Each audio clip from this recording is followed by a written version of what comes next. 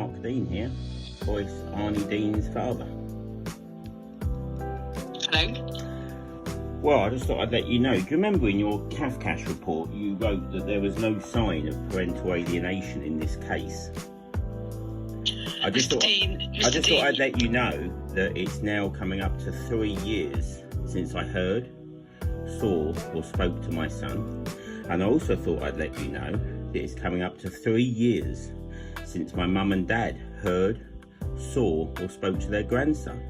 I just thought I'd let you know it's now 3 years since any human that ever knew my son has heard, saw or spoke to my son.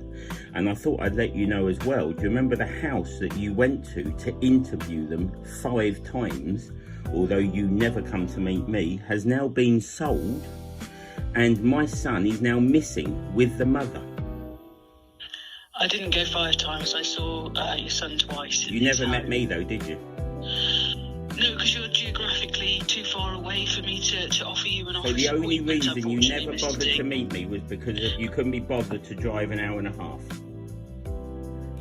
I would have come to you. I wouldn't normally meet with parents in person. I didn't meet with your ex-partner in person to have an interview. But you interviewed my son with the alienator present, and I just thought I'd let you know. No, she wasn't. She was not present. Okay then. So when you write Boyce Mr. Dean, when you wrote Boyce is described as hating his father, where did that come from?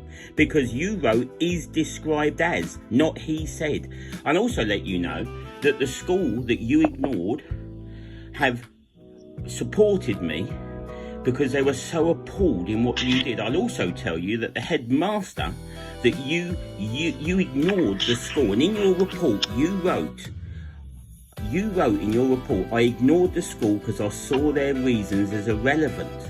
A school that my son had been at 7.5 years.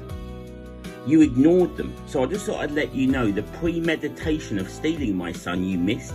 You never asked why my son appeared in Worcester. You never appeared why my son had been removed from school without my knowledge. You never asked the question of why my son had been schooled in Worcester. You never asked anything. In fact, you then supported in your report the fact that my son was being homeschooled. You wrote, the mother's got a great system. So now my son is missing. Mr. Dean. Julie, I'm letting you know before you I'm letting you know. What would you suggest? Yeah, you come into my life. You lied in court.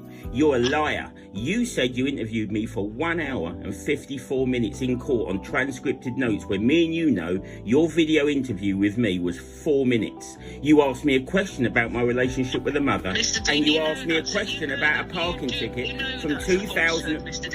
Mr. Dean, well, just so you know, to prove your lie, I've asked for a recording of that video.